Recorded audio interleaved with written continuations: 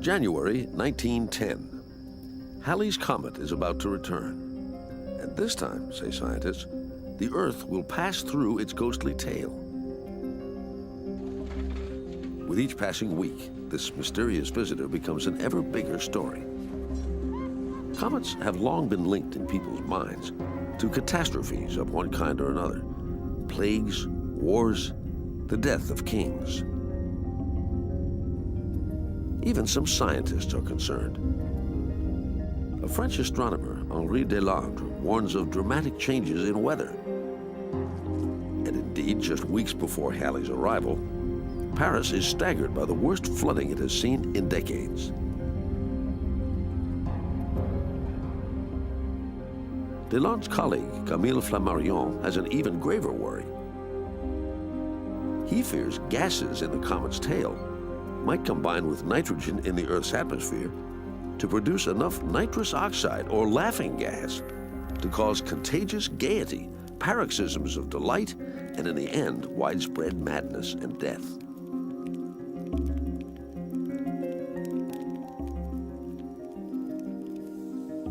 In 1910, comets are almost as mystifying as they were when 17th century British astronomer Edmund Halley realized that one in particular returns to the center of our solar system every 76 years.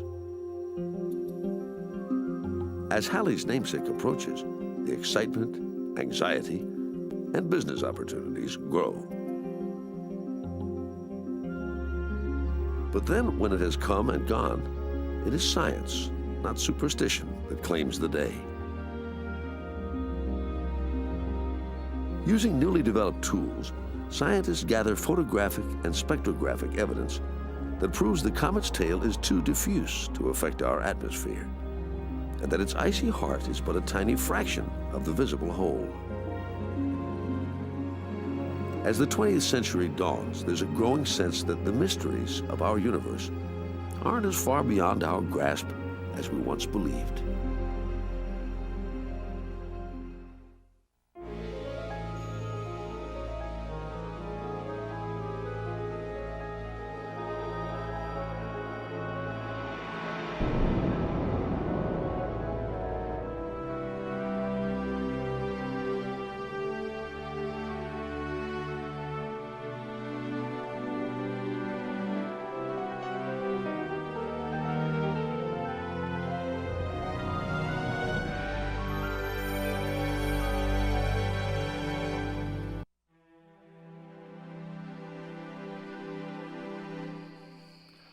In my grandfather's time, at the turn of the century, the night sky is the greatest show around.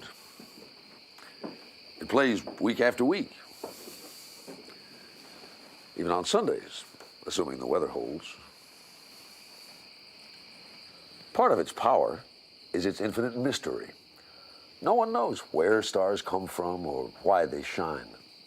Few believe we will ever understand what the universe is made of, what the true nature of matter really is.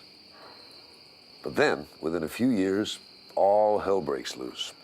There are revolutions in astronomy and physics, and long-cherished ideas are shattered about the nature of the universe, of space and time, and even reality itself. The only thing that remains the same is the glory of the view.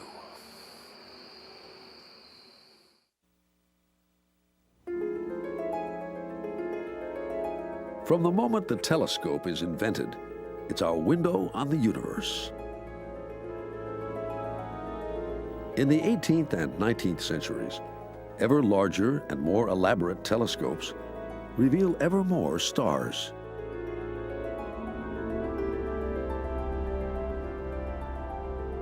By the end of the 19th century, telescopes are so large and reveal so many stars, astronomers are working overtime just to catalog them. There seems little need to build even bigger instruments if all they can do is find more stars to catalog.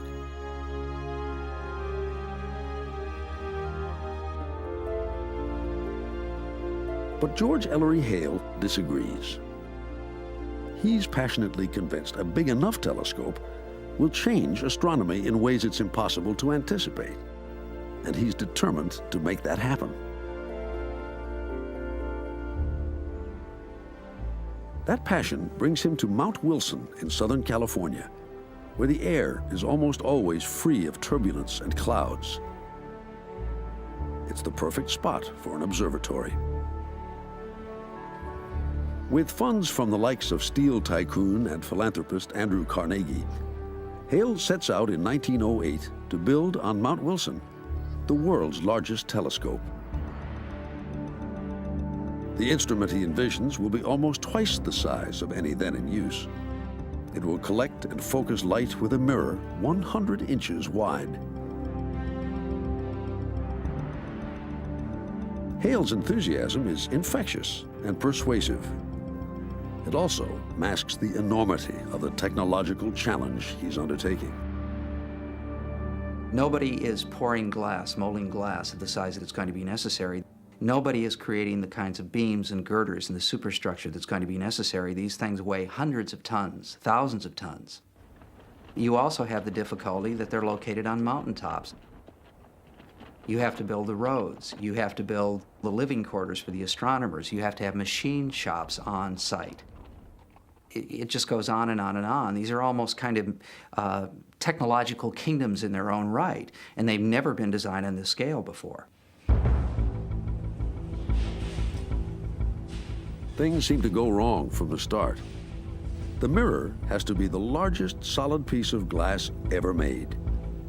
A French glassmaker pours enough green glass for 10,000 champagne bottles into a huge mold and then packs the whole thing in manure to slowly cool it.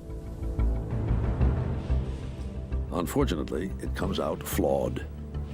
Twice more they try, and each time the giant discs crack as they cool. Lacking the money to try again, Hale orders his opticians to grind the first, in the hope its flaws aren't fatal.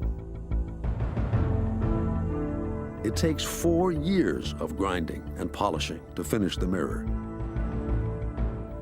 and even longer to build the rest of the telescope and its dome.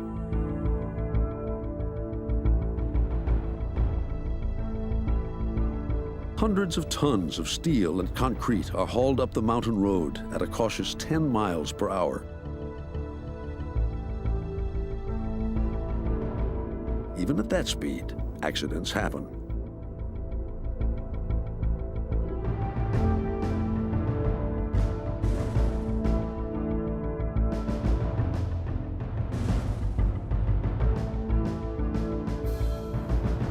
The steel sections of the telescope itself are built at an East Coast shipyard.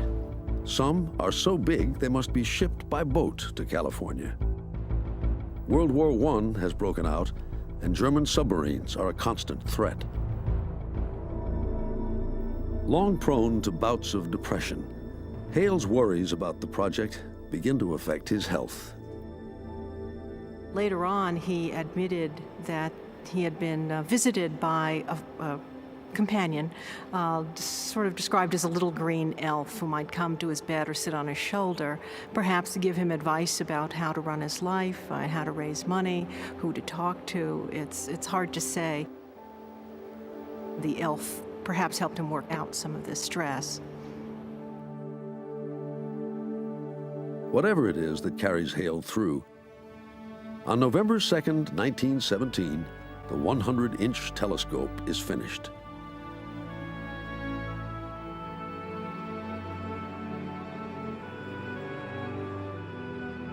Its 100 tons of iron and steel move with the precision of a fine watch.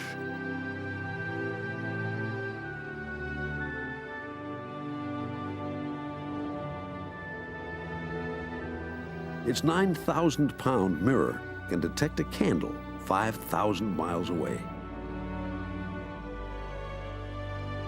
What Hale has built is one of the marvels of the 20th century. It will reign for decades as the best telescope in the world and prove beyond doubt the worth of big telescopes.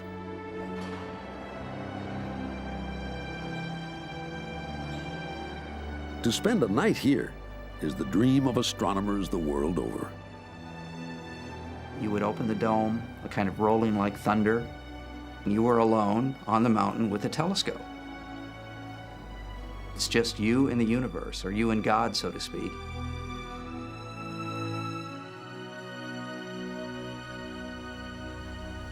You'd sit at the platform at the telescope, guiding, making very fine adjustments on this magnificent instrument with a little hand paddle, with your eye staring down onto the illuminated crosshairs, and work there 8, 10, 12 hours.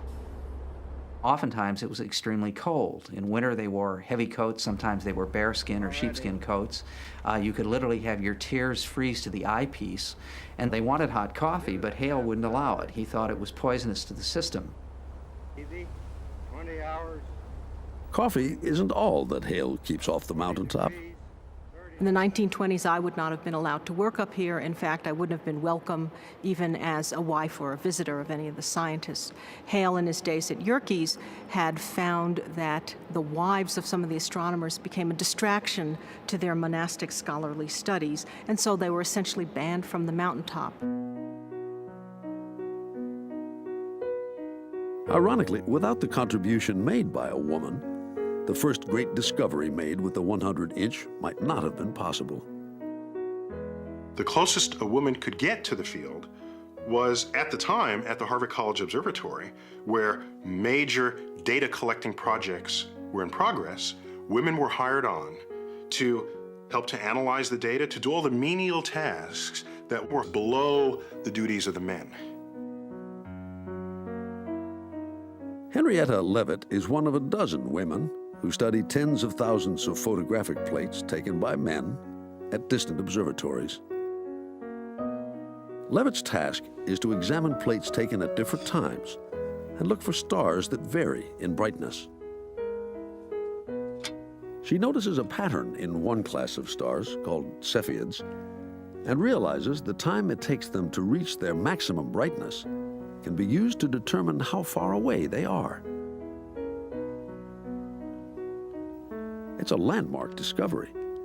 Before Leavitt, astronomers couldn't calculate the distance to any but the closest stars. What Henrietta Leavitt did was provide one of the first, and still to this day, one of the most fundamental yardsticks in the universe. It is the measure by which all distances are determined. Without that, we'd be clueless.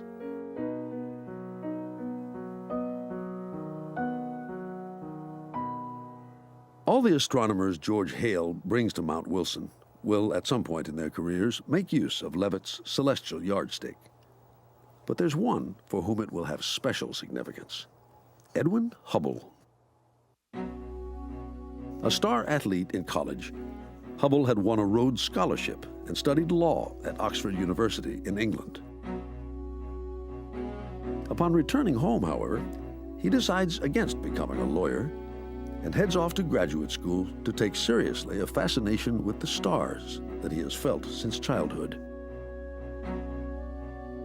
When Hubble arrives at Mount Wilson in 1919, he's a smart but arrogant 29-year-old who has taken pains to adopt what he sees as the proper image of an astronomer.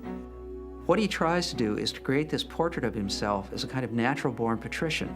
He tries to lose his Missouri roots because I think he's embarrassed about those things.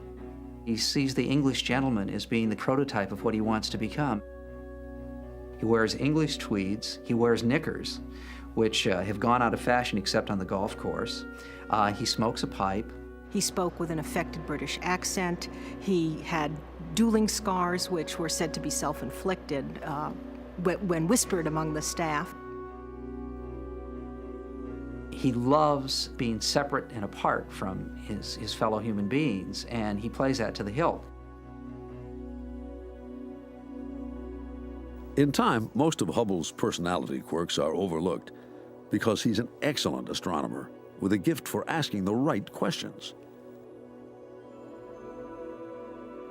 Hubble wants to unlock the secrets of the nebulae, faint, fuzzy smears of light that have puzzled astronomers for 1,000 years.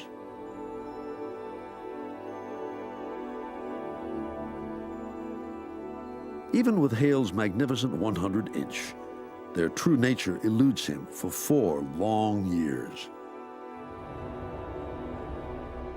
Finally, in October of 1923, while photographing one of the spiral arms of the Great Nebula in Andromeda, Hubble catches a break He took a 40-minute photographic plate and developed it the next day and looked at it and thought he saw what was then known as a nova.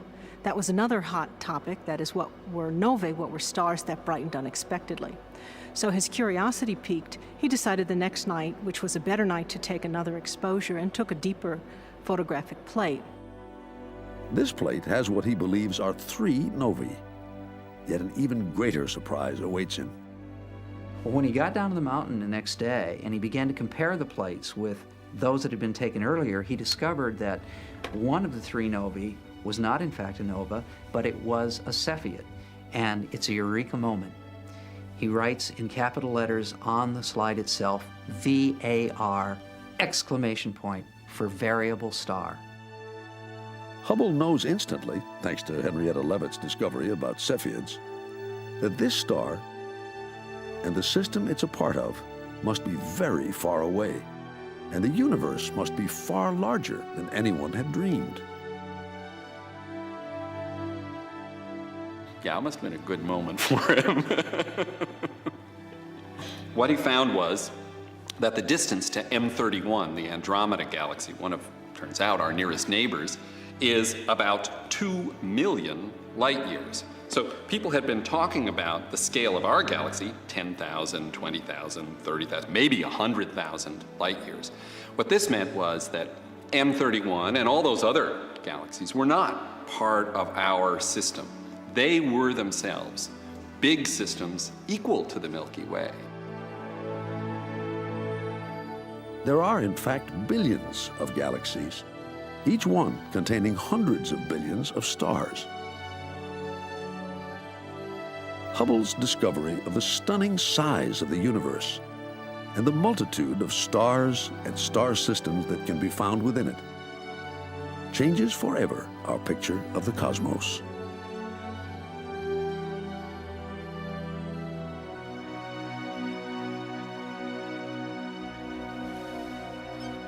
That discovery alone would have made Hubble one of the great astronomers of the century. But he continues to study distant galaxies and makes an even greater discovery. For 5 years, he gathers data on the movements of galaxies, recording where they're headed and how fast. If a galaxy is moving away, its light is stretched. The interval between wave crests gets longer. The light appears redder. The faster it's moving, the redder the light. If a galaxy is moving closer, the light is compressed and appears bluer. After many years, Hubble could sit down and look at this great quantity of information, and he plotted a chart. He plotted for the nebulae the motions against the distances, and he found something truly amazing, a straight line. He found that the distance of a galaxy is proportional to its velocity. So as you go twice as far out, turns out the velocity is twice as big. You go 3 times as far out, the velocity is 3 times as big. We live in a world, I mean, a big world, and a universe where everything's rushing apart, and it's happening in a way we call Hubble's law, where the velocity is proportional to the distance. An expanding universe. How could that be when the whole history of human thought assumed, just took for granted, that the universe is this fixed thing, and how could it change? The universe is everything. How could it have an evolutionary path? Because if you had an expanding universe, that might mean it had a beginning. It might mean it'll end. This is a discovery for the ages.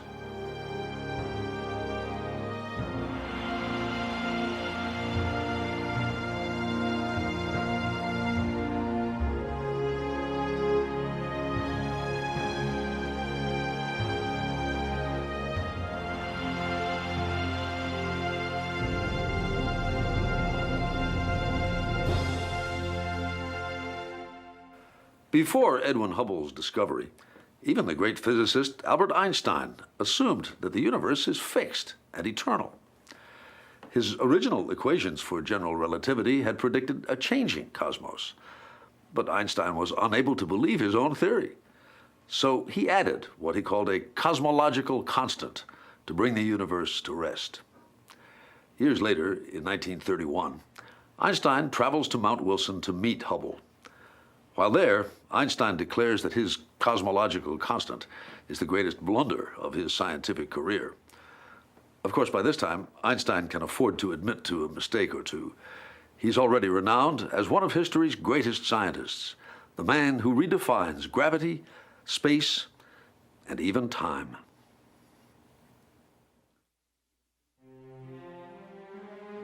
At the age of 22, at the turn of the century, Albert Einstein is living in Zurich and facing an uncertain future.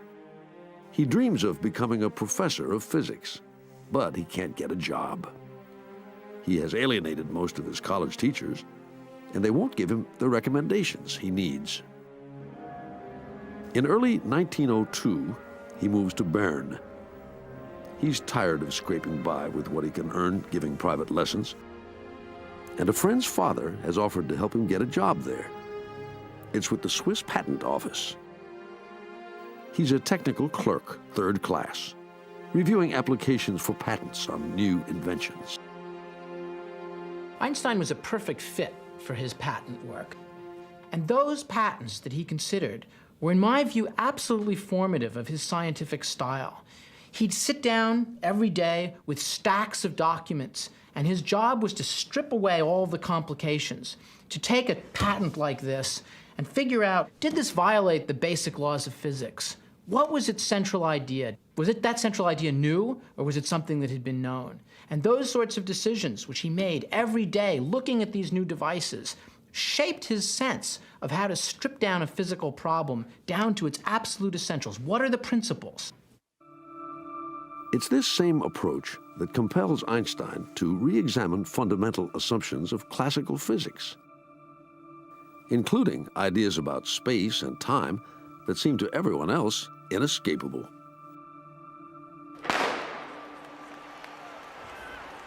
In the early 20th century, everyone, from physicists to sports fans, takes for granted that a mile is a mile, no matter where the race is run. That the runner who finishes in 4.5 minutes is faster than the one who finishes in 5.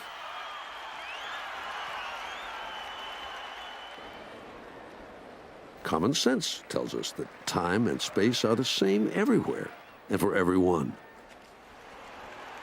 Indeed, that was Isaac Newton's starting point when he wrote down his laws of motion and gravity in the 17th century. Laws that seem to explain everything from the flight of an arrow to the orbits of planets. But Einstein is willing, where others are not, to question everything, even our common sense view of the universe. All I have tried to do in my life is ask a few questions. Could God have created the universe any other way, or had he no choice? And how would I have made the universe if I had the chance? Einstein is driven to ask such questions by a problem he sees with the traditional description of light. He knew from Maxwell's equations, from the great classical physics that had preceded him, that light could be understood as a wave, and that every time you saw a wave of light, it was always traveling by you at some enormously fast speed, like 186,000 miles a second. So we were always in the position of somebody, say, standing on the beach, watching a train of waves go by. Now, with any kind of wave that you've ever seen, or Einstein had ever seen, you could always catch up with it if you went fast enough. If you had a bunch of waves going down a canal and you got on your horse and rode alongside it, you'd see the wave just frozen, as if it was not moving, because you'd be moving with it. And Einstein's thought to himself was this: what if I caught up to a light wave? What if I went as fast as light was going? Would I see it still the way the horseman sees the waves in the canal if he catches up to it? And then he thought to himself, well, that would be such a strange sight. It doesn't correspond to anything anyone's ever seen, a still wave of light. Einstein is convinced that light wouldn't be light if you could catch up to it. But in classical physics, you can catch up to any wave, and light is a wave. How could it be that there was a wave moving along that you couldn't catch up to? He didn't know how to solve the problem. He didn't even know how to articulate the problem fully, but there was something wrong. Children who wonder about things like light, time, and space are satisfied with the stock answers and never give them another thought as adults. But because I was a late developer, I first pondered such simple questions as an adult, and so probed them more deeply and tenaciously than any child would do.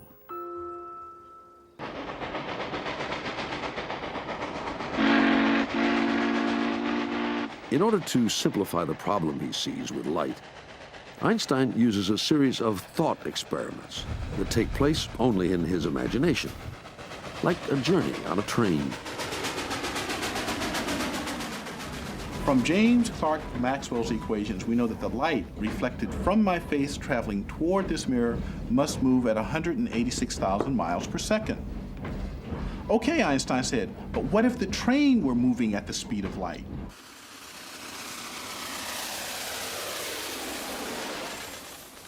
One possibility is the train catches up to the light waves, so they never reach the mirror. But Einstein is convinced this can't happen. Light can't stand still.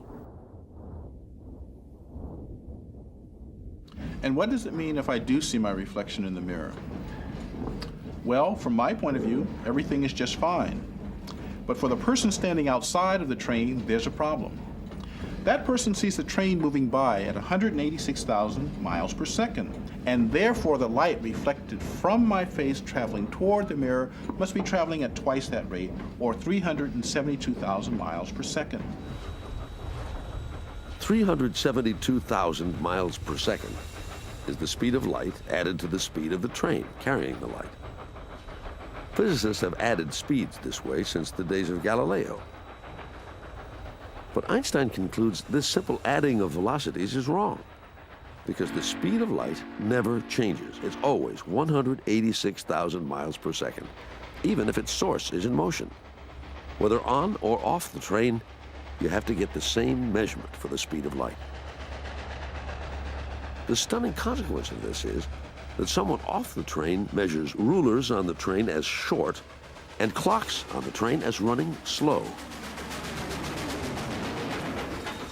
In a flash of brilliance, Einstein proposes that distance and time are not absolute, that a foot and a second measured on the train are not the same as a foot and a second measured off. Distance and time are relative. Hold on. We're taking off. Fortunately, this phenomenon is only noticeable close to the speed of light.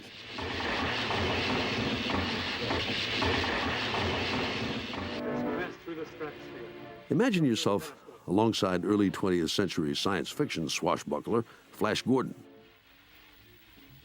When not fighting the bad guys or trying to escape from some monster, you're dashing around the galaxy at incredible speeds. While you are, your clock and those back on Earth are running at different speeds. Assuming you've been gone for the better part of a year, when you get back, everyone you knew would have been dead thousands of years. It's the ultimate example of relative time. But Einstein isn't finished quite yet. He still has to conjure up the most famous equation of the century, E equals mc squared. Einstein realized that not only does time slow down the faster you go, he also realized that when objects move, they get heavier as they move. It was a curiosity. Why should objects get heavier as they move? And then he suddenly realized that the reason why objects get heavier as they move is because the energy of motion is being converted into mass. Now think about that for a moment. The energy of motion is being converted into mass. This means that energy is turning into mass, and mass is turning into energy. And Einstein quickly wrote down, it's only one step, quickly wrote down the equation that relates energy to matter, and it is exactly E equals mc squared. Einstein's theory of space and time is called special relativity. Physicists are intrigued, but little changes in Einstein's life. With a growing family to support, he remains at the patent office and moves on to another, even greater intellectual challenge. Special relativity applies to objects moving at constant speed. But most movement involves acceleration, speeding up or slowing down. So Einstein sets out to extend relativity to cover accelerated motion. It turns out to be one of the hardest problems any scientist has ever taken on. Einstein struggles with it for 10 years. Now, most of us physicists, when we grapple with a problem that we can't understand, we give up and say, God is malicious. He's a nasty God. He's giving us problems that no human can understand. Einstein didn't have that philosophy at all. He didn't say that God was malicious, teasing humans with problems that were beyond human ken. He said God is subtle, that only if we dare to penetrate into the essence of things, then we would find the answer. To get to the essence of accelerated motion, Einstein once again turns to a thought experiment. Imagine this elevator were located in deep space and uniformly accelerating upward. With no windows and no connection to the outside world, Einstein said it would be impossible for us to determine whether or not we're moving. But you might say, I feel the pressure on my feet. But his response to that would be, but how do you determine whether that pressure is caused by the elevator moving upward through space with uniform acceleration, or by the elevator simply sitting on the surface of the Earth and you're feeling the effects of gravity? The fact that you can't tell the difference, says Einstein, means acceleration and gravity must somehow be the same. He concludes, after a series of incredibly complex calculations, that this is only possible if space and time are curved. According to Einstein's theory of general relativity, the curvature of space is caused by the presence of massive objects. Newton had it right that a body in motion tends to stay in motion in a straight line, the shortest distance between 2 points. But in curved space, the shortest distance between 2 points is a curved line. An object experiences acceleration around the curve as gravity. The Earth orbits the Sun not because of a mysterious force, but because the Sun curves the space around it. The Earth is simply traveling the shortest path through curved space.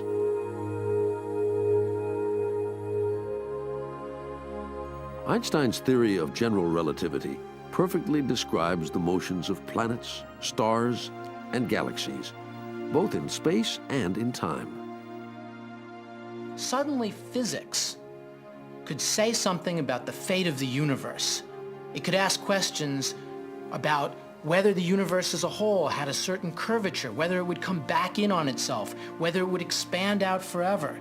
General relativity had a scope as infinite as the universe.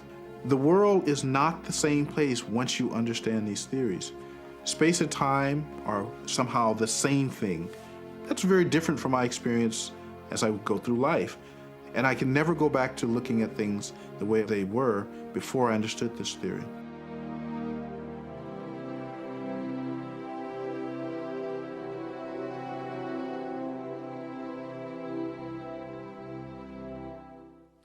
In 1921, Albert Einstein is awarded the Nobel Prize for Physics. But it isn't for his work on relativity. Apparently, that's too weird for the awards committee to accept. Instead, Einstein is honored for other contributions, including a paper on the nature of light. This paper ultimately leads to a second revolution in physics, only this time it's too weird for Einstein himself to accept.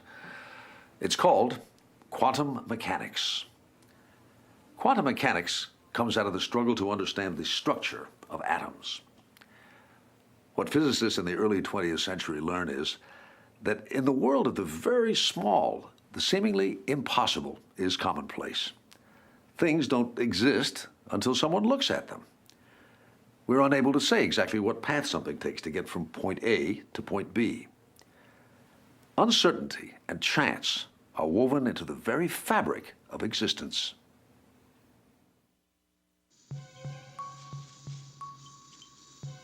One of the key figures in the quantum revolution is a young Dane with a tendency to mumble. He's the scientist on the right. His name is Niels Bohr. And from childhood, it's physics that consumes him. Once, while playing goalie in an important soccer game, he starts scribbling equations on a goalpost.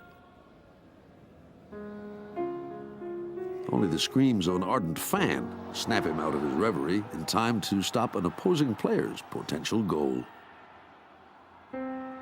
At school, he's an excellent student, though he seems to have a serious phobia about writing.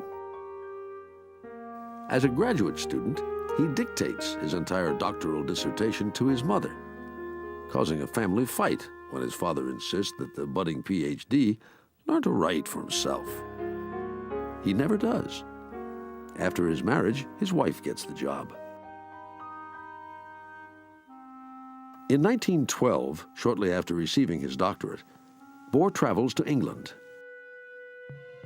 He comes to Ernest Rutherford's laboratory just 1 year after Rutherford makes a startling discovery about atoms. Atoms had been seen as amorphous blobs of positive charge studded throughout with negative electrons. In fact, Rutherford says, they're more like little planetary systems. All the positive charge and virtually all the mass is concentrated in a tiny nucleus, around which the electrons orbit like planets around the sun. This is the courtyard at Cambridge University, where Rutherford began and ended his scientific career. Imagine an atom this size. If we think of that being the size of an atom, then the size of the nucleus would only be 1 millimeter in diameter. That's a bit smaller than this little grain of sand that I've got in my hand here. In other words, what it means is atoms are essentially empty space. Now, how can we reconcile that with the fact that matter is matter, and my hands don't go through one another? Well, that's crazy, because if it's mostly empty space, they should pass right through one another. Well, what we understand now is, in fact, that the reason my hands don't go through one another is that while the space is empty, what it's filled with is really electric fields. When the electrons come within a very small distance of each other, they begin to repel each other. So we have the illusion that things are solid, when actually we have this tremendous vacuum given by the fact that the atom is basically empty.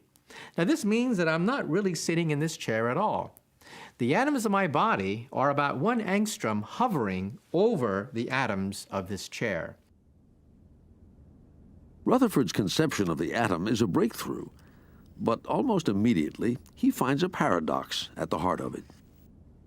See, the problem was that if you've got a nucleus with a positive charge and electrons in orbit about it, then we know that the electron should very rapidly orbit into the nucleus. It should do it in a fraction of a second. That's a very secure prediction of classical physics. And that's catastrophic. What it's telling you is that atoms cannot exist. It means that you and I would not exist. The atoms would have no way of supporting themselves with the large volumes that they have. When Niels Bohr arrives in Manchester, Rutherford is ready to abandon his model of the atom. But Bohr sees a way to save it. He was so excited, he canceled his honeymoon. He had to delay his wedding, cancel the honeymoon, and his poor fiancée, instead of going on a luxurious honeymoon, had to take dictation as her husband dictated one of the greatest masterpieces in physics because he himself could not get himself to write down the paper. What he proposed was that you would not allow the electrons to move in any orbit about the nucleus, as you could according to classical theory, but only to occupy certain very well-defined orbits about the nucleus. There would be an orbit here, an orbit here, an orbit here, but there would not exist orbits between these. There's nothing in between. In between exists nothing.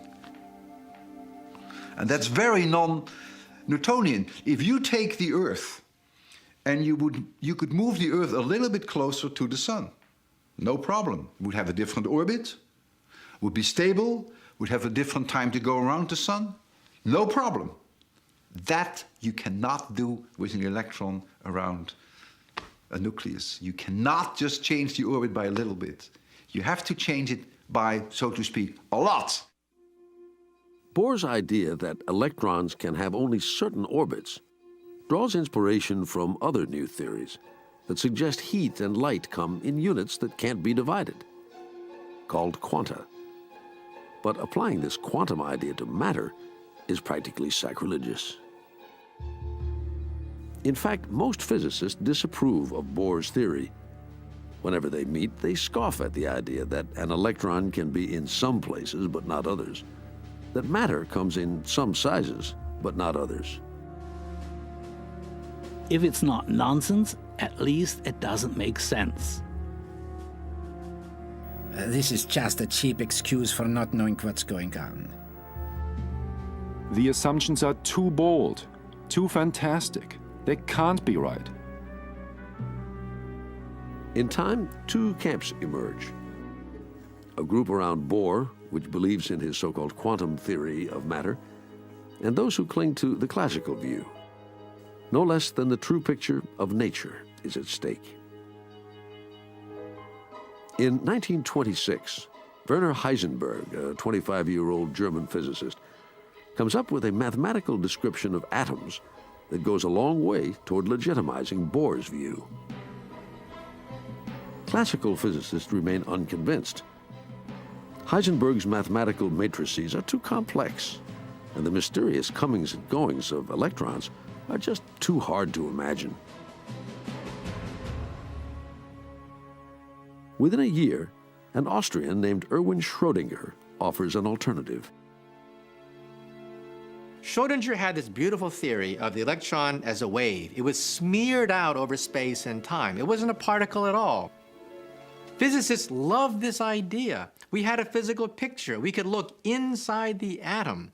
Physicists knew how to calculate with waves. They calculated waves as an undergraduate in college. They knew how waves went around and formed orbits. So the appeal of the Schrödinger picture was that it was pictorial. It was almost Newtonian. It was continuous. None of this quantum business.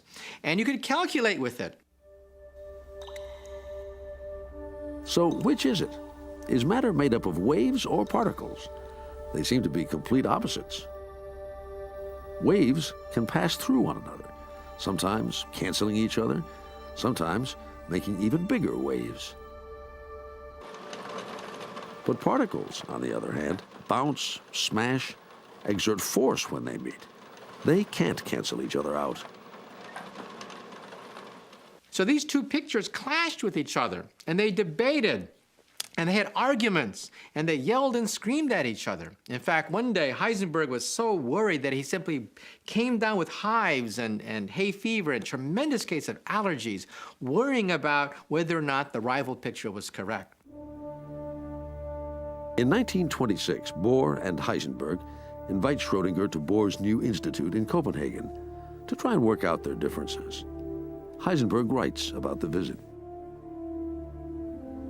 Though Bohr was an unusually considerate and obliging person, he was able in such a discussion to insist fanatically and with almost terrifying relentlessness on complete clarity in all arguments. He would not give up, even after hours of struggling, until Schrödinger had admitted that his interpretation was insufficient. Every attempt from Schrödinger's side to get around this bitter result was slowly refuted, point by point, in infinitely laborious discussions. Bohr's wife nurses Schrödinger when he falls ill from exhaustion. She brings him tea and cake, even as her husband sits on the edge of the bed continuing the argument. Still, Schrödinger clings to his classical view, wearily noting at one point, if one has to go on with these damn quantum jumps, and I'm sorry I ever started to work on atomic theory. The essence of the Bohr-Heisenberg picture was that the electron was a particle. However, there was a certain amount of uncertainty with regards to where the particle was. Now, one day, Heisenberg was so paralyzed, worrying about all these problems, that he took a walk in the park. Outside his institute, there's a famous park, and late at night, he walked through the park wondering, how can it be? How can it be that you don't quite know where the electron is? And then, in a flash, he understood. Because to understand where an electron is, you have to look at it. To look at it, you have to shine a light on it. But when you shine a light on it, that disturbs where the electron is. So the very fact of observing an object changes its location.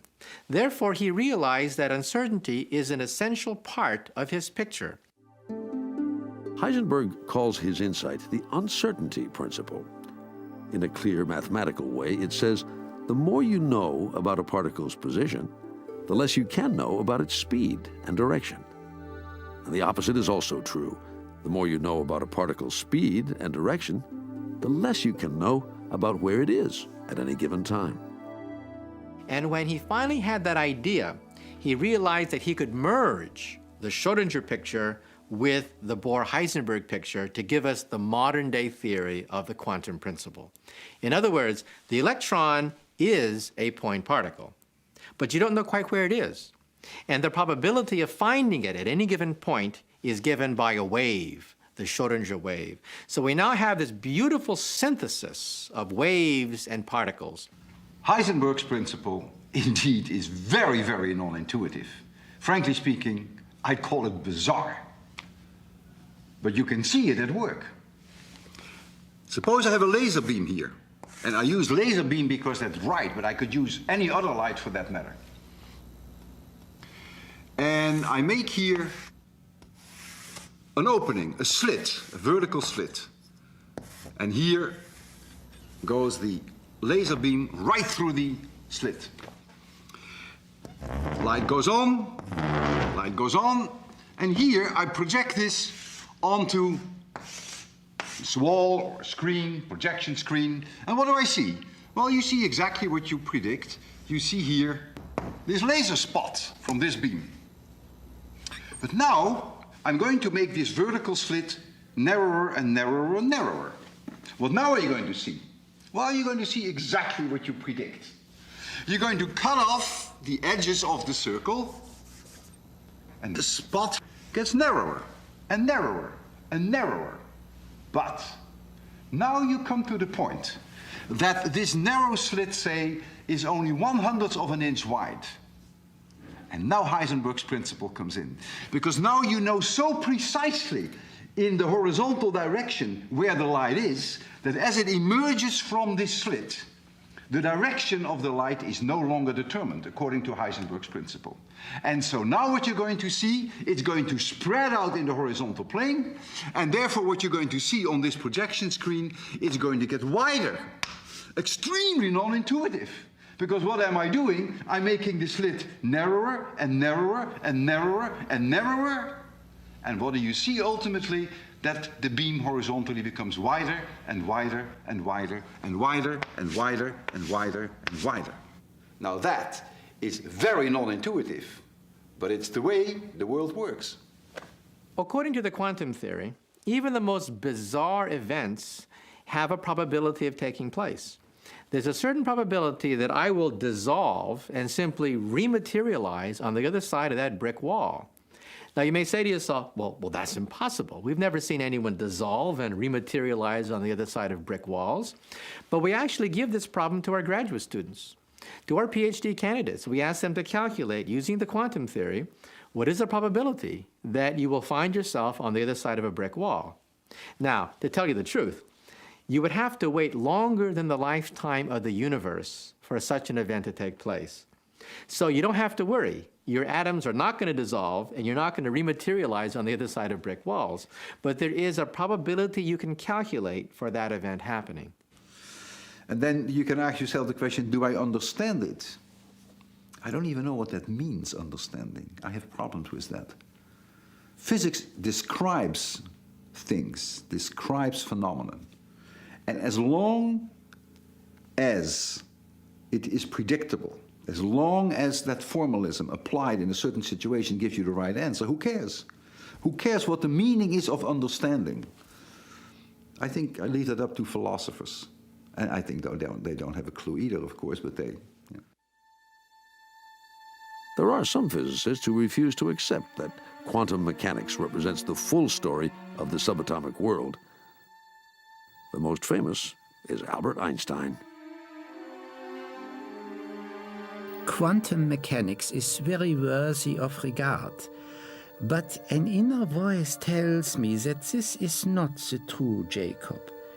The theory yields a lot, but it hardly brings us any closer to the secret of the old one. In any case, I am convinced that he doesn't throw dice. He couldn't believe that there were big patches of the world about which we could not know. And his idea, from early on in his life, all the way to the end of his life, was that there ought to be a set of equations, deterministic, causal, ordered, formulated in such a way that they could tell us everything about a future in terms of everything about the present. And quantum mechanics wouldn't allow it. He couldn't stand that idea. The world's greatest physicists gather in Brussels in 1927. Einstein challenges Bohr and the idea that uncertainty rules the world. Werner Heisenberg writes in his diary, "We all stayed at the same hotel. The discussion usually started at breakfast, with Einstein serving us up an imaginary experiment by which he thought he had definitely refuted the uncertainty principle. In the course of the day, we would have discussions on the matter, and as a rule, by supper time, we would have reached the point where Niels Bohr could prove to Einstein that even his latest experiment failed to shake the uncertainty principle. Einstein would look a bit worried, but by next morning he was ready with a new imaginary experiment more complicated than the last." One of Einstein's challenges is so clever, it has Bohr deeply concerned for the future of quantum mechanics. Physicist Leon Rosenfeld writes, Bohr did not see the solution. I shall never forget the sight of the two antagonists leaving the hall. Einstein, a tall, majestic figure, walking quietly, with a somewhat ironic smile, and Bohr trotting near him, very excited. During the whole evening, Bohr was extremely unhappy, going from one scientist to another, trying to persuade them that it couldn't be true, that it would be the end of physics if Einstein were right. Bohr spends a sleepless night in his hotel room before he discovers a flaw in Einstein's argument. Ironically, it involves a subtle application of Einstein's own theory of relativity. Bohr and Einstein are an astonishing pair. In many ways, they loved each other. They loved talking to each other. They loved engaging with each other's ideas. And yet they wanted such utterly different things from physics that they never really could see eye to eye. God does not throw dice was Einstein's unshakable principle, one that he would not allow anybody to challenge. To which Bohr could only counter, nor is it our business to prescribe to God how he should run the world.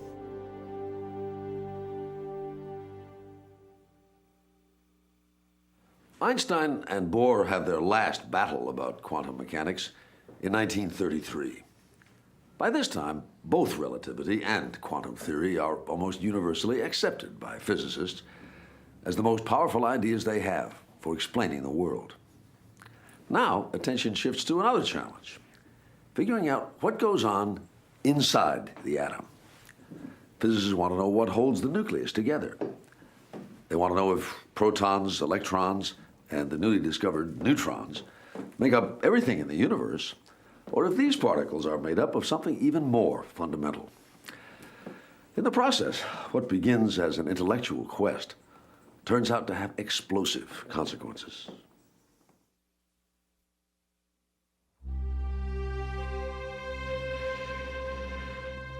In the early 1930s, Albert Einstein emigrates to America to escape the rising tide of fascism and anti-Semitism in Germany. Before the decade ends, many of Europe's finest scientists are forced to make the same journey. Among the last to leave is Niels Bohr. He arrives in the United States in 1939, bringing with him stunning news. In Hitler's Germany, two scientists have split an atom of uranium, releasing in that moment some of the tremendous energy bound up in matter. Using simple equipment widely available, they produced the first evidence from a controlled experiment of Einstein's famous equation, E equals mc squared. I was in Berkeley, and people had gone to the meeting in Washington where Bohr brought his news, and they called up and said, gosh, this is amazing, can you do it? And in a day or two, 2 or 3 people had done it. No longer any doubt about it. That uranium... I could see the big spikes of fission on the oscilloscope screen. And by the end of the month, everybody knew this was going to be a wartime device. At a super-secret facility deep in New Mexico's scrubland, the U.S. Army assembles a team of American and transplanted European physicists, the greatest collection of scientific talent the world has ever seen. Their challenge? Create an atomic bomb before the enemy. We were galvanized by the notion that the Germans were ahead. They had spent a lot of money, they were very good, they were just discovered in Germany, they had able people. Actually, we didn't realize that they had lost so much by destroying the community as they had done. It was lucky. Americans have the talent and practically unlimited resources. In less than 5 years, $2 billion creates a nuclear project the size of the U.S. auto industry. Yet until the very end, no one can say for sure the product of all this effort will work. The basic physics was known. The quantum principle was known. Relativity, E equals mc squared, was known. The chain reaction was known. But it was not known how to put it all together. So these physicists, some of the brightest minds of the world, were concentrated at Los Alamos not to discover new physics, because that was already done by the Bohrs and by the Einsteins. They were assembled to see whether or not it would actually work.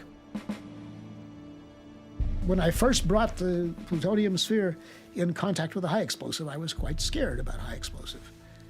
And Roger Warner, who was in charge of that particular assembly, he was calm and he said, don't worry about it. He said, you can't run very far in a millisecond anyhow, so you'll never know what happens if it goes off wrongly.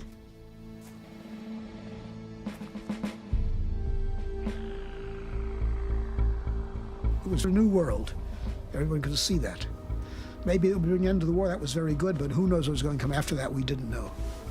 We should have known more than we did, but we didn't. It was this fantastic experience of taking theories that were equations, and building something of enormous power, the power of the sun.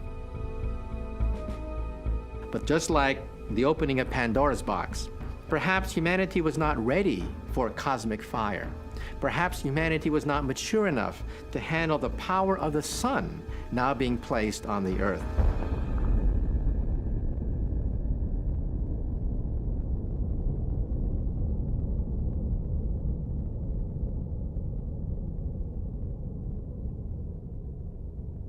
The signal is probably man-made. Bell goes back to her charts and figures out when the signal should come again. She sets her instruments to record a more detailed image and discovers the signal is a string of pulses exactly 1 1/3 seconds apart. Never before has a telescope of any kind found something like this. It's a complete mystery. Heavenly bodies don't just pulse on and off. Look at the sun. The sun doing this. Look at the moon. Is the moon doing this? Look at all the stars in the sky.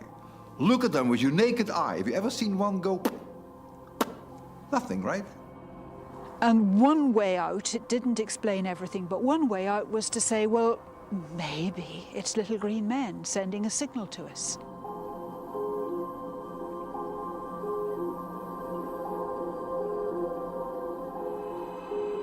I think they were totally shocked, shell-shocked that this possibility existed. They realized it would be the discovery of the century. If we get in touch, somehow receive signals from civilizations. What do you do if you have really picked up signals from another civilization? Do you tell the president, the press, or the Pope first?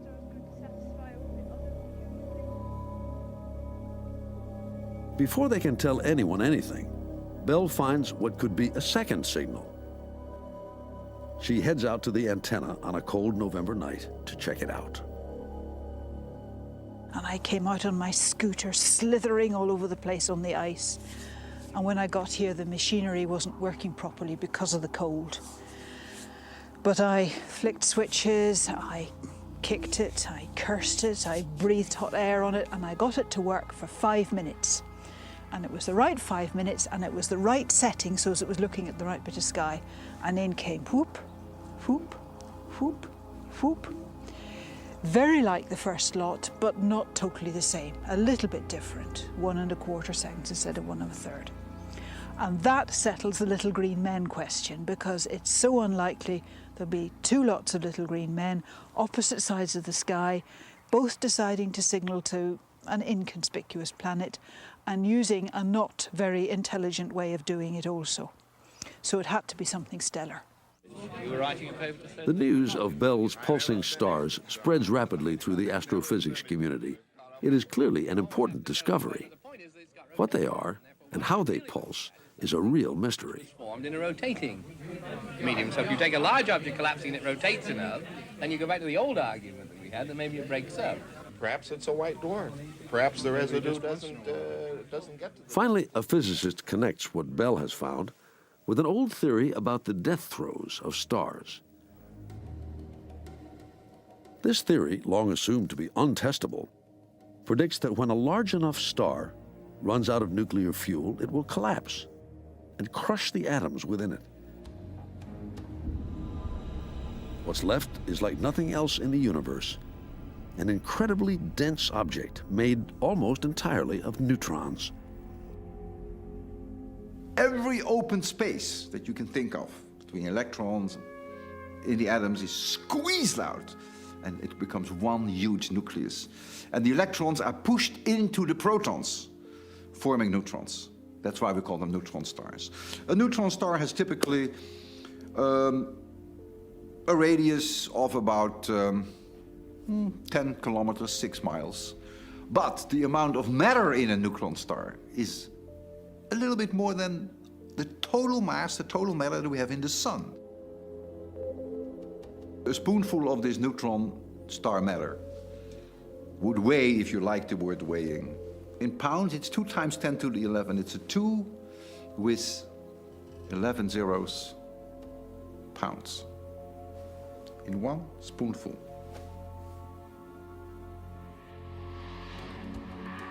Neutron stars can rotate up to 700 times a second. As they do, their powerful magnetic fields rip through space, blasting radio waves outward like a galactic lighthouse. It's that beacon that Jocelyn Bell sees with her radio telescope.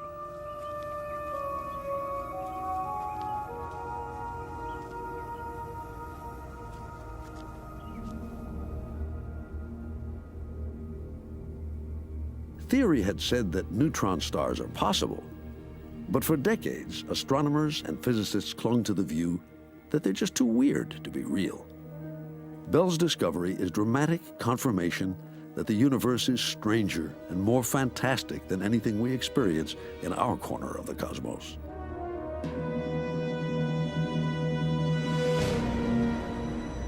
The reality of neutron stars stirs excitement that black holes may also be real. They are perhaps the most fantastic and unlikely prediction ever made by physicists.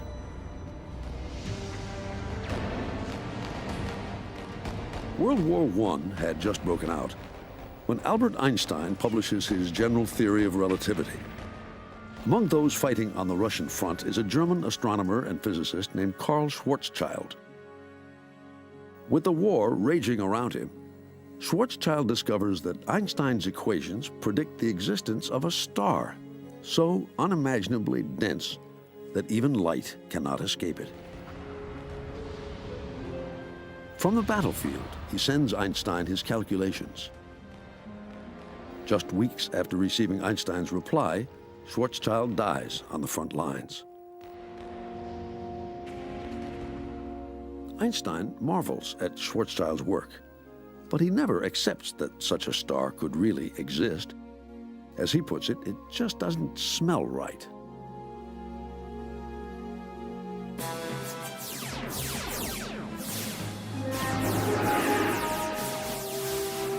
Through the 1960s, most scientists agree with Einstein.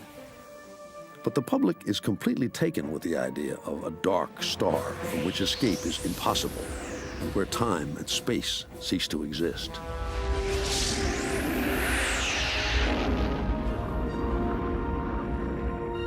We are falling. Towards what, I wonder? Zen, put forward coordinate 890 on visual. Confirmed. But there's nothing there. Zen, use long-range intensifier. 3 guesses, if you need them. A black hole. My God. We're falling into a black hole. The existence of a real black hole is almost impossible for physicists to accept. Yet many have to admit that the process that creates neutron stars should also create black holes. When a star has burned up all its nuclear fuel and there is no longer heat that pushes it out, that the core collapses and it can form a neutron star. This collapse can be so strong, depending upon the original mass of the star, that it overshoots and doesn't become a neutron star, but become even smaller. And then it can become a black hole. If you take the Earth, to give you an example, and you take a vise, if you could make a vise and you squeeze the Earth has a radius of 6,400 kilometers. If you could make the radius 3 centimeters, the Earth would become a black hole. 3 centimeters, this big. Then it would automatically further collapse onto itself, nothing could stop it, and it would become a black hole. And you could never, light could never leave it, radio waves could not leave it, because they all go with the speed of light.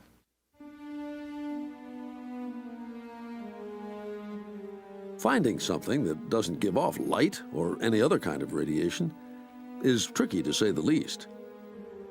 It's not until the early 70s that astronomers stumble on the first indirect evidence of a black hole.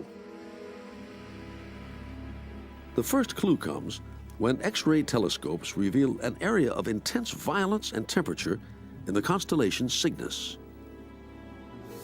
Paul Murden is one of many astronomers who begin to focus on this area. Working with Louise Webster, he finds a supergiant star orbiting something they can't see. Logically, the supergiant must be circling a much smaller and denser star. One so dense, its gravity is sucking huge amounts of matter from its larger companion. Only this could produce the intense X-rays other astronomers had detected. Further measurements reveal the small star's gravity must be greater than anything discovered before. The only explanation is a black hole. There is still no absolute proof that black holes exist. But from the 1970s on, most scientists have come to accept them as real. Incredibly strange, but real.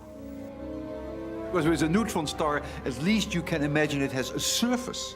And you can land on that surface. And okay, it is a mind-boggling magnetic field, all right, but so be it, it's there. And okay, it rotates 700 times per second. But a black hole has no surface. So you can't even talk about a surface that rotates around. It doesn't exist. And there is no time that you can define. That is pretty bizarre. That goes beyond, totally beyond my imagination. I'll be very honest with you. But yet, it's one of my specialties. I measure them, I find them. Can I envision them? No.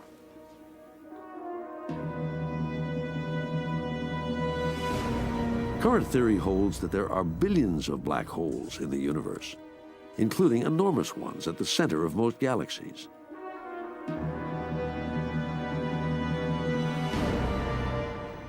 These are so large, they must have devoured millions, perhaps even billions of stars. But even the birth and growth of black holes are nearly as fantastic as the creation of the universe itself.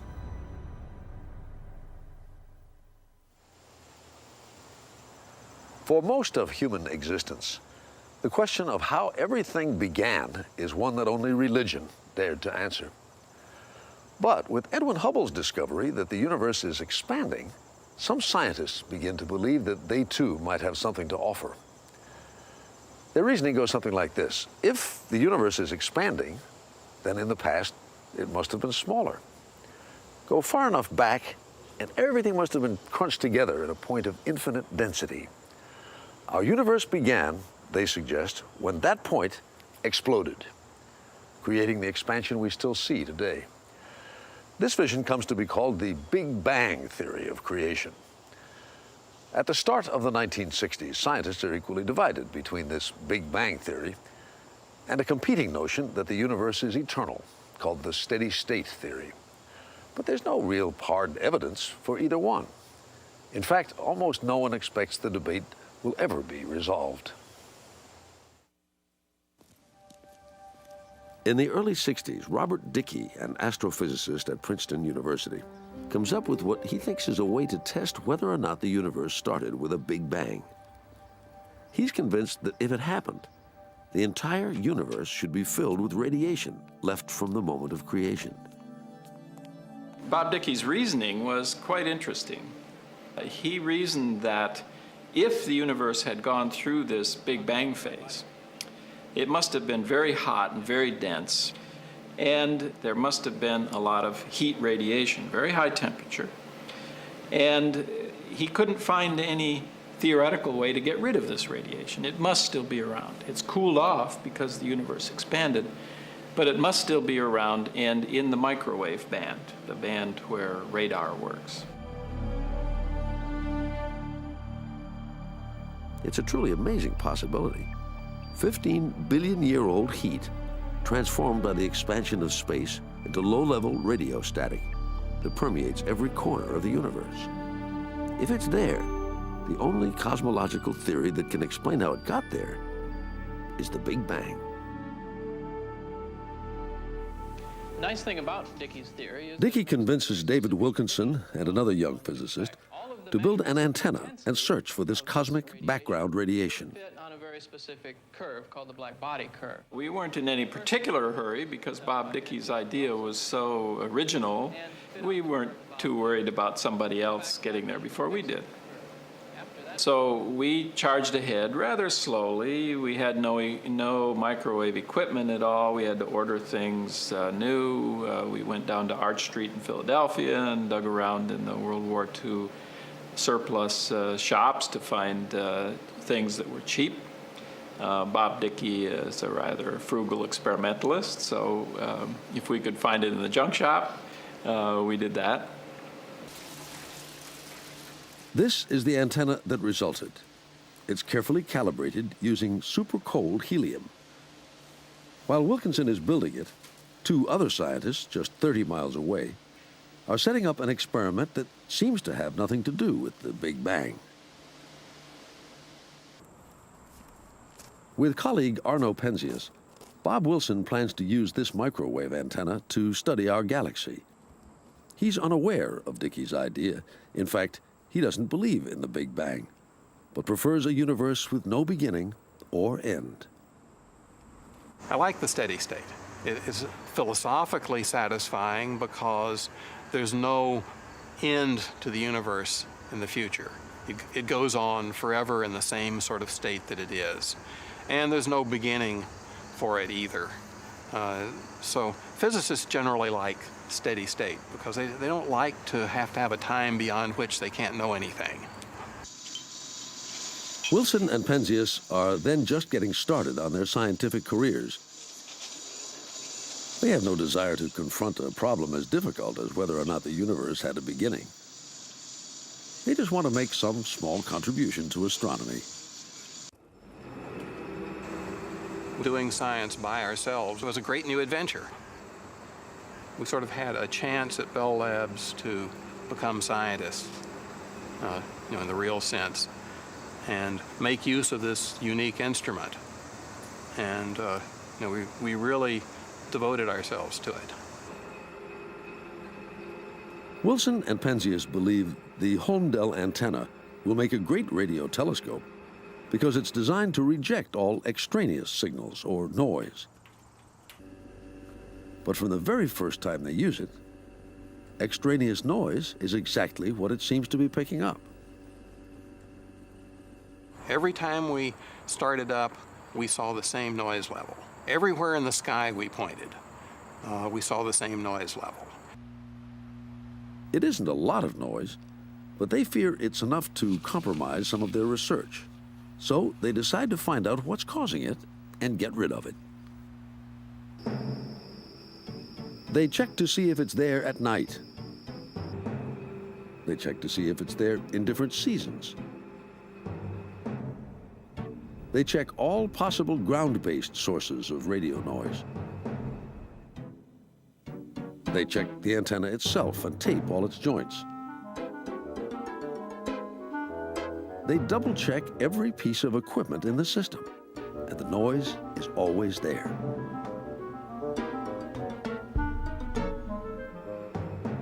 With few alternatives left to try, they decide to check a real long shot.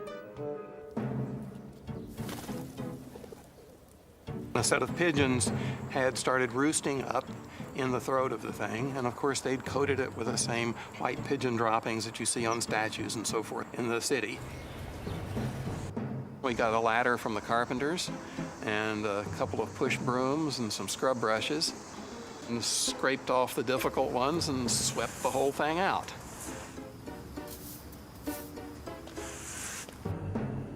They check again and realize they could have left the pigeons alone. A year of this struggle has left them convinced the antenna is fine. The only possibility left, and it doesn't make sense, is that every corner of the universe is filled with the same noise. Desperate, they begin calling other astronomers for help, and one suggests calling Bob Dickey. The phone rang, and Bob picked it up, and it was two guys from Bell Labs who had a problem, which at first didn't seem to have anything to do with us. We didn't learn very much on the telephone, but they agreed to come out and see what we had done and tell us about what they had in mind. He hung up the phone, and I'll never forget exactly what he said. These are his exact words. He said, "Well, boys, we've been scooped." Robert Wilson and Arno Penzias had already heard the echo of the Big Bang. Their annoying background noise was, in fact, nothing less than a whisper from creation itself.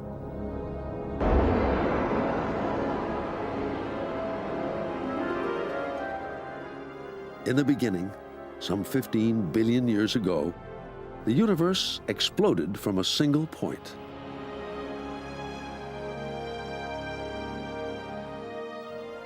Less than 1 minute later, it's 1 billion miles across. Though cooling rapidly, it still has an average temperature of 1 billion degrees.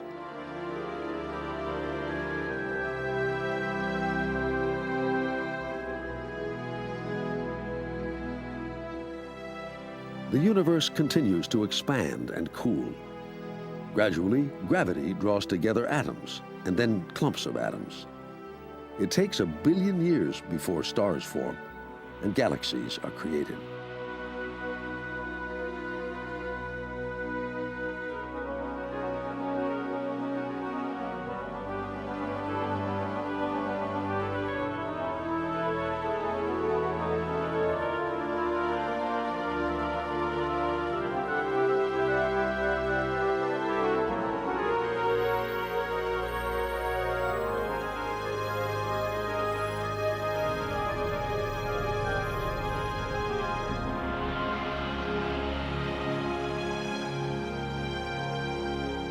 Eventually, around some of the stars, planets form. And on at least one, life begins.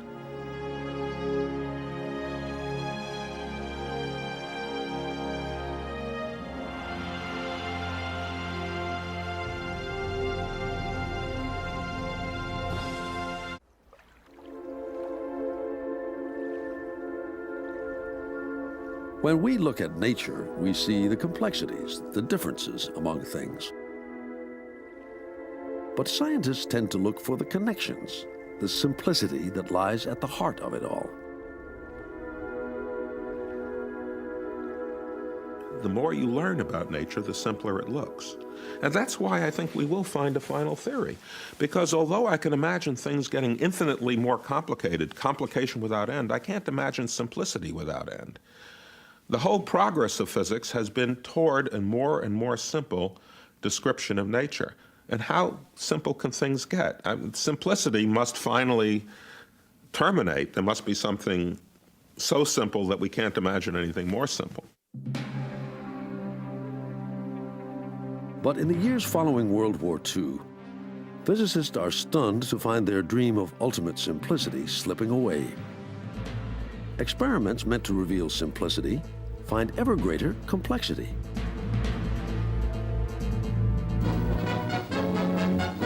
Berkeley, California, home of the Bevatron.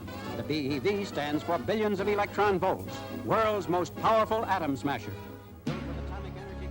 It's the beginning of the era of big science. Giant atom smashers are built to accelerate subatomic particles to fantastic speeds and smash them into other atoms. Each new accelerator built after the war was more powerful than the one that came before. Each was able to ram particles into each other harder and to show what was happening at a smaller and smaller scale. It was just like the telescopes. With each new telescope that was built, you could see further out into space, gather more light, resolve objects. An outrageous, ridiculous idea, because everyone knew that particles were either +1 or -1 in charge, never 1/3 or 2/3. But over the months that follow, Gell-Mann grows to love the idea of this deeper level of reality. The fact no one's ever seen particles this bizarre, he decides, isn't his problem. In early 1964, Gell-Mann proposes to the world the existence of 3 new fundamental entities he calls quarks. His 3 quarks could combine in different ways to reproduce the properties of this enormous particle zoo. It would simplify, organize, predict. It was a great scientific advance. The problem was that no one had ever seen anything that looked like a quark. Now, what are the quarks? Are they actually real objects? Well, my experimental friends are making a search for them in all sorts of places. One atomic spectroscopist friend of mine calls me up sometimes at midnight to report his progress in a search for quarks in seawater. Most things with curious chemical behavior in the ocean end up eaten by oysters. And so now he's grinding up oysters and looking for the atomic levels in the oysters. So far, though, no quarks. Physicists were faced with a paradox. Where were the quarks? Everywhere we looked, we could not find any physical evidence for the quarks. And in fact, some physicists even began to doubt the correctness of the theory. However, over the years, indirect evidence began to trickle in confirming this theory.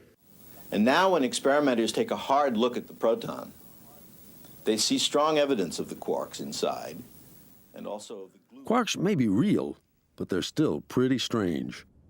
For starters, they're so small, it's hard to apply to them our normal notions of size. Physicists describe them as points. Points? Come on. What do you mean points? How can something have a mass and a charge and be a point? Well, it takes a few muscles in the mind that haven't been worked on. But if you work on them for a while, you can imagine such an object. It's a little bit like Alice in Wonderland. Remember the Cheshire cat sitting on the tree, smiling, and Alice is noticing that the cat is disappearing in front of her eyes, and poof, when the cat disappears, the smile is left behind. You remember that? Well, in a way, you can look at that as you take a quark, and it's spinning, and it's a spherical, if you like, and it has mass and charge and spin and all these other properties that we like to measure about it. But in front of your eyes, it's shrinking. And finally, it poof, shrinks to a point, leaving behind its spin, its charge, its mass, and if it has a smile, leaving behind its smile. That's the idea of point particles.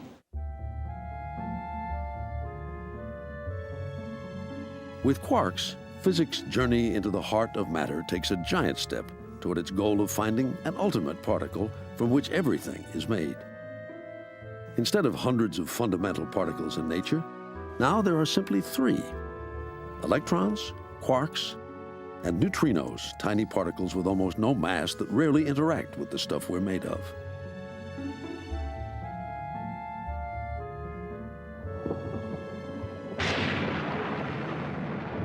The search for a single fundamental particle is matched by the search for a single force that governs the behavior of everything. This was Albert Einstein's great quest for the last 25 years of his life. More than once, he thought he had done it, only to learn his solution was fatally flawed. When Einstein was working on unification, he recognized 2 forces, gravity and electromagnetism. But today, physicists have to deal with 2 others, the strong force and the weak force. The weak force is responsible for many forms of radioactivity. The strong force holds our nucleus together. The nucleus is full of protons, which all have positive charges. And if there was nothing to hold them together, the electric forces would make them fly apart, because equal charges are repelled. The strong force prevents that from happening. One of the physicists who plays a key role in the quest for unification is Steven Weinberg. His specialty is the 2 forces within the atomic nucleus, the weak and the strong. Like a lot of other physicists, I got started with chemistry. I had a hand-me-down chemistry set that was given to me by an older cousin. First, I just liked to play with the powders and the liquids and make colored smoke and things like that. And gradually, just reading about it, I became aware that what went on inside an atom was something that couldn't be explained in terms of ordinary things that I knew about in everyday life. And I got the feeling there was something strange and wonderful about physics, which was the science that governed what goes on inside atoms. That feeling about physics stays with Weinberg through college and grad school. In the late 60s, he's struggling unsuccessfully to use certain mathematical ideas to make sense of the strong force, the one that holds atomic nuclei together. And then at a certain point, I think when I was driving my car to MIT, I realized, my goodness, this kind of mathematical idea, although it's a complete loser as far as the strong forces are concerned, is just what we need to make a theory of the weak force. And to my surprise, although certainly not my disappointment, what came out at the end was not just a theory of the weak forces, but inevitably a unified theory of weak and electromagnetic forces. All of a sudden, from 4 fundamental forces, we now had 3 fundamental forces. And this changed the entire terrain of theoretical physics. In order to test Weinberg's theory, the European community spends a staggering $150 million to modify and make more powerful its largest particle accelerator. The protons are in the machine. We're now in the countdown.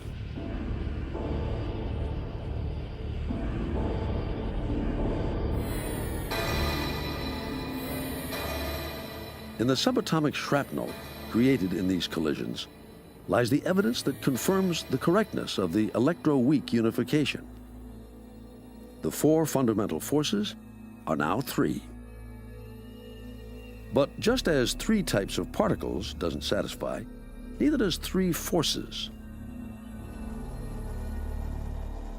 In the mid-1980s, work begins on what most physicists believe is the key to getting even closer to the heart of matter.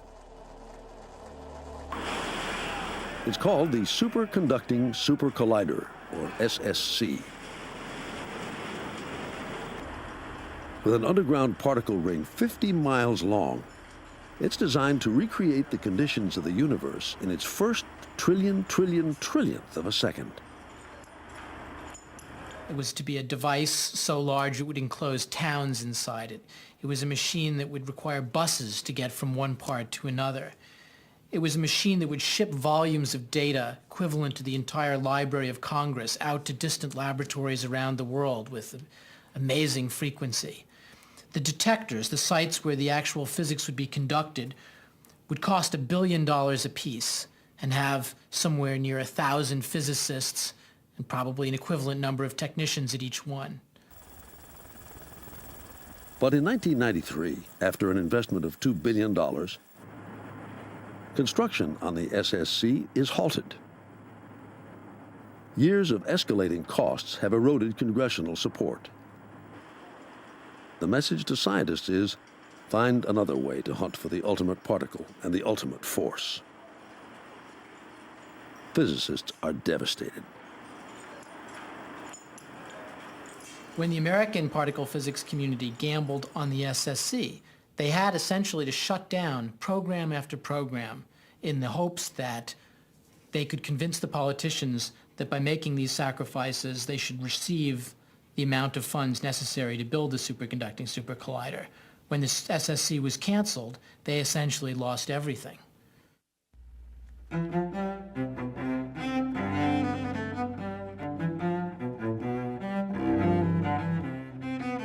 Even still, the search for unification goes on. In the 1980s, theorists proposed that at the heart of everything are infinitesimally small vibrating strings. String theory, quite simply, is the most exciting idea to hit physics since the days of Einstein and Bohr. It may well be the final theory, the one that explains absolutely everything. The Pythagoreans believed that music was the language of nature, that their harmonies on a violin string, which they worked out for the first time in history, were the harmonies of the universe. And they thought that all around us, surrounding us, was music, the music of the spheres.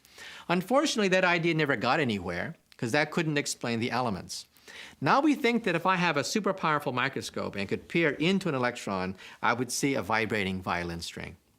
And when that note changes, it changes into a quark. It changes into gravity. It changes into light.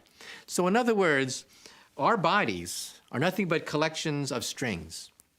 And the laws governing these strings are the harmonies of the strings, and they are the laws of physics. Theorists usually imagine strings as incredibly small, closed loops, more like rubber bands than anything else. Ordinary matter, even space, time, and energy, are nothing more than the vibrations of strings. To physicists, they are beautiful, elegant, simple, everything they dream about. Then when I integrate But the mathematics needed to describe them is anything but. Y, A, B, C, D, my claim is that this thing that I'm writing on this side of the equation is a supersymmetric definition of an index, and the statement is that the topology of the superspace can only be generated by the topology of the bosonic manifold. Mathematics for a theoretical physicist really is an extrasensory organ. I cannot make myself as small as an atom. I cannot make myself the size of a proton. But with mathematics, I have an accurate representation of that, and then I can use my mind to actually look at those small things. For me, the funny thing... One of the strangest things about string theory is that it only works if there are 10 or more dimensions. Some people say to us, but that's not commonsensical. That violates common sense. Well, why should common sense have anything to do with the universe? Why should the universe care about your common sense? So we physicists are prisoners. We are prisoners of experiment, prisoners of our mathematics, and we simply go where the mathematics, go where the experiments take us. With string theory, they're going way out. They're using mathematics in a way that physicists have never used mathematics before. In 10 dimensions, we can look at the entire Clifford algebra of the Dirac matrices. So we have the identity. They're becoming more and more mathematical, more and more esoteric, unfortunately, and most unfortunately of all, further and further removed from experimental verification. But in a sense, it's the only game in town. It's the only hope we have of unifying everything. What we are talking about now is understanding all four fundamental forces. That's the power of this theory. We're talking about a theory of the universe. Will it give me better color television? The answer is no. It's not going to give you a bigger toaster. It's not going to give you better sliced bread. But it will give you is a theory that will affect the future course of human civilization. Your great-great-great-grandchildren will one day live to harness the power of the unified field theory. No one knows if string theory is the final theory, but if it isn't, physicists are sure to keep searching.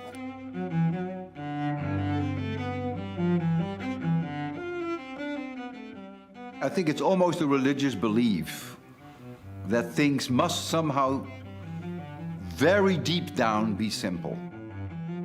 And that we are to some degree blind and don't see this simplicity, but are searching for it. Now that's what physics has been doing always. Very difficult processes, very difficult phenomenon, which seemingly are unrelated, chaotic, through simple descriptions, pull them together and unify them. And that will go on for a long, long time.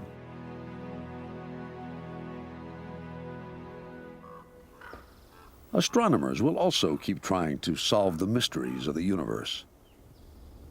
On a mountain in Arizona, one team of scientists is searching the sky for clues to the ultimate fate of the cosmos.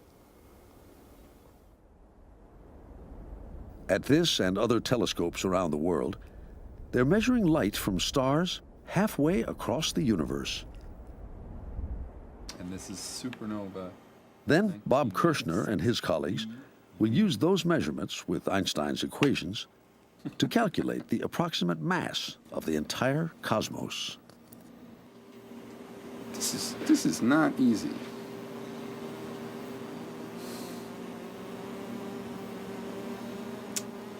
I don't know what we're supposed to do except just sit there and take it.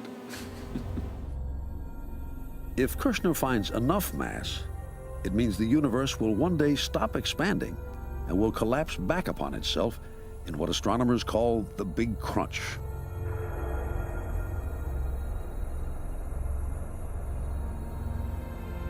If he finds less than that amount, the universe will expand forever into virtual nothingness. The actual measuring and so on, it's very laborious and it's slow and you sit there and it takes all night for these photons to dribble in. But the thing that makes it exciting, even thrilling in a kind of quiet way, is that we're after a big question. We're really after a question that people have been interested in for a long time, ever since they could kind of frame the question. What is the fate of the universe? Is it going to last forever? How will things end? These are big questions, and we're really on a path that could give us a concrete answer in the context of how we understand the universe today of which of those possibilities is really the right one. So that's a lot of fun, and it keeps you awake at night.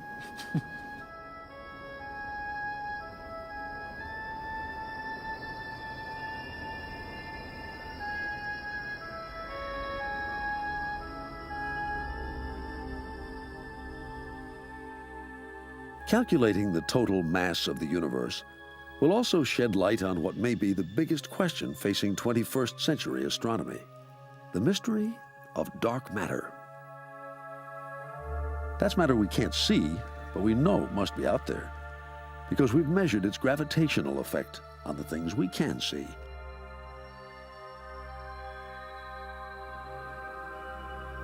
Telescopes as disparate as the newly refurbished 100-inch that George Hale built atop Mount Wilson, to the Hubble Space Telescope in orbit around the Earth, will all be enlisted in the years to come in the search for clues about dark matter.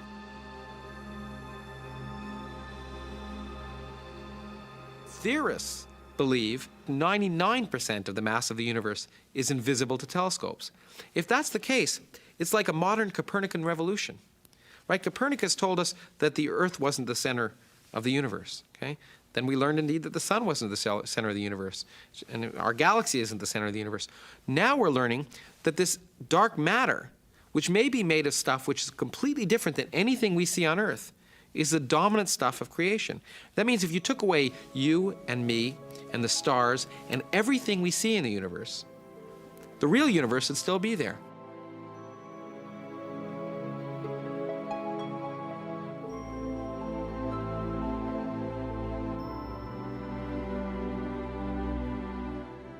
'20th century physicists and astronomers have shown us a universe more amazing than we ever suspected, and a reality stranger than we ever dreamed. And the future promises to dazzle us even more. As Albert Einstein wrote many years ago, the most beautiful thing we can experience is the mysterious. It is the source of all true science.